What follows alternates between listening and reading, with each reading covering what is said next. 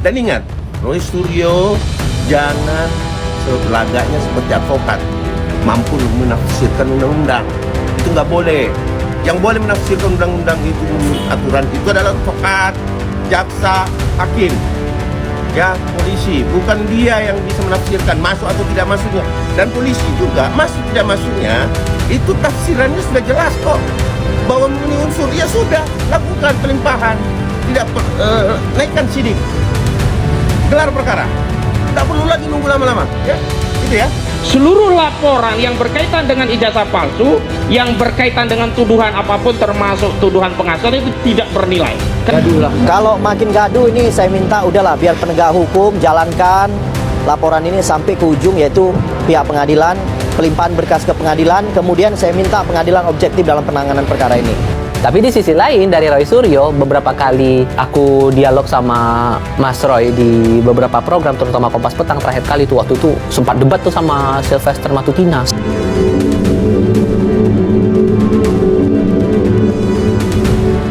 Gaduh lah. Kalau makin gaduh ini saya minta udahlah biar penegak hukum jalankan laporan ini sampai ke ujung, yaitu pihak pengadilan, pelimpahan berkas ke pengadilan, kemudian saya minta pengadilan objektif dalam penanganan perkara ini.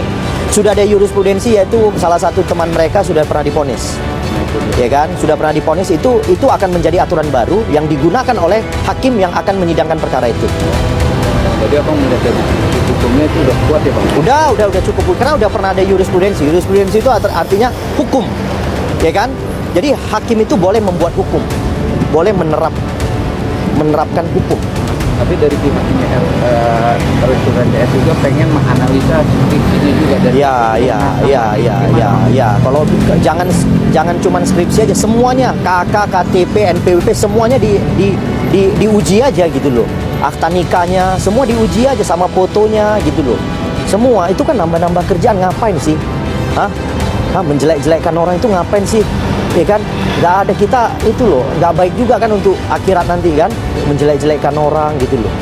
Jadi saya rasa udahlah, akhiri permainan ini, kita bermaaf-maafan, ya kan, artinya masih ada pintu maaf mungkin dari Pak Jokowi, ya kan, barangkali anda-anda yang sudah merasa mungkin terpojokkan atau merasa bahwa pengetahuannya sudah mentok gitu kan, artinya ya sudahlah, bermaaf-maafan lebih indah sih menurut saya. Jadi intinya bang juga dalam tanda kutip ya udahlah, ya memang bersalah atau tidak, iya akui aja gitu loh, kita akui, kita minta maaf, udah kan selesai gitu loh. Tapi kalau mau hukum itu mau ditantang ya silakan aja gitu. Tapi saya ingin menegaskan, kasus ini sudah masuk pada proses yang masuk kategori lex spesialis, dan dalam asas hukum dikenal kaidah lex spesialis derojat lex generalis. Lex spesialisnya adalah delik aduan saudara Joko Widodo yang menyatakan dirinya direndahkan serendah-rendahnya dan merasa dihina sehina-hinanya, maka pasal yang spesialis punya legal konstitusional untuk menyelidiki perkara ini hanya pasal 310 KUHP, 311 KUHP kalau ITE-nya hanya 27A Undang-Undang ITE. Maka dengan demikian seluruh laporan yang berkaitan dengan ijazah palsu, yang berkaitan dengan tuduhan apapun termasuk tuduhan pengasuhan itu tidak bernilai, karena itu delik publik, delik umum.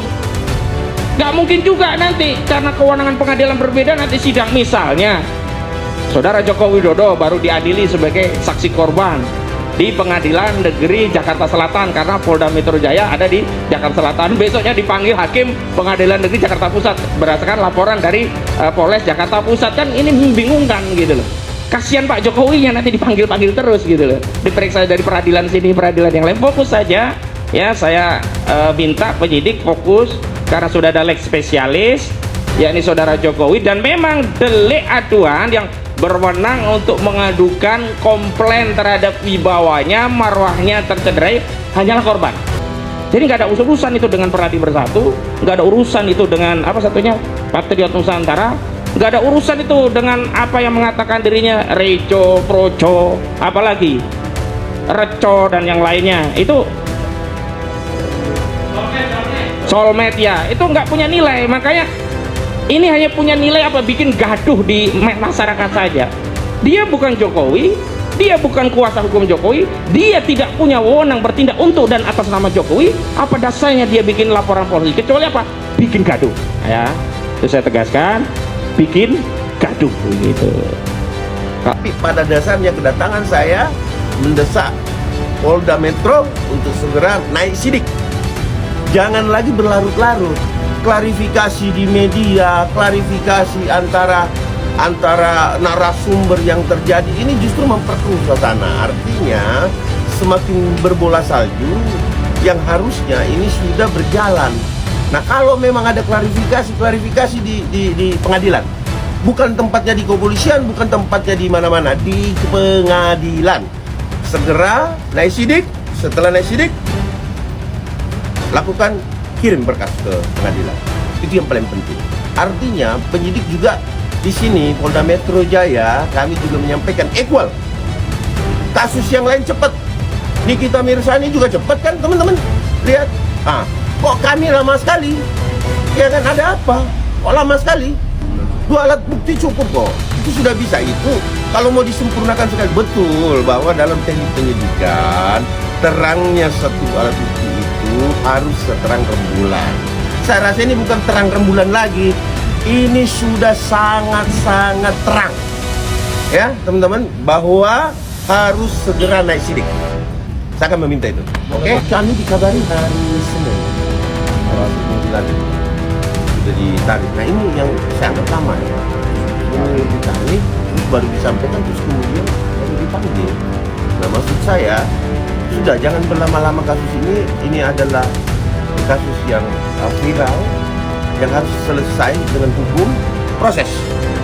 Segerakan, naik ke pengadilan. Urusan bela-membela, urusan klarifikasi, lakukan di pengadilan. Dan ingat, Roy Suryo jangan selagaknya seperti advokat, mampu menafsirkan undang-undang. Itu nggak boleh. Yang boleh menafsirkan undang-undang itu menurut aturan itu adalah advokat, jaksa, hakim, ya polisi. Bukan dia yang bisa menafsirkan masuk atau tidak masuknya. Dan polisi juga masuk tidak masuknya itu tafsirannya sudah jelas kok, bahwa memenuhi unsur. Ya sudah, lakukan pelimpahan, tidak naikkan sidik, gelar perkara, tidak perlu lagi nunggu lama-lama, ya gitu ya. Tapi di sisi lain dari Roy Suryo, beberapa kali aku dialog sama Mas Roy di beberapa program, terutama Kompas Petang. Terakhir kali tuh waktu itu sempat debat tuh sama Sylvester Matutina, sampai adu-adu pendapat gitulah pokoknya. Mas, mereka kalau Ya. mau menuduh orang itu punya ijazah palsu, harus punya bukti bahwa ini ijazah orang ini palsu. Justru Tahun berapa? Sorry. Justru Ntar- ijazahnya keluarin nggak dulu. bisa, nggak bisa Mas itu Iya. memfitnah orang. nggak ya. fitnah, nggak ada. Oh, fitnah ini, makanya Nggak, Anda nanti nggak kena fitnah. loh, ya. 310, 311 itu kena itu. Kuncian yang aku dapat dari perspektifnya Roy Suryo, identik itu belum tentu asli, identik belum tentu autentik. Makanya dia masih tetap yakin kalau barang ini masih harus dibuktikan lagi lebih detail. Jadi itu satu. Dan yang kedua, si Roy Suryo juga bilang, kok nggak transparan nih pengusutannya sama polisi, proses identifikasinya kayak gimana, analisis forensiknya kayak gimana terhadap ijazahnya Pak Jokowi. Nggak pernah tuh terbuka uji tintanya pakai prosedur apa, uji kertasnya pakai prosedur apa, apalagi. Ya pokoknya hal-hal yang dirasa menurut Roy Suryo dan teman-teman itu kayaknya masih belum detail dan transparan. Terlebih pas konvers itu Roy tetap minta bahwa ijazah asli yang udah kembali di tangan Pak Jokowi ditunjukkan lagi.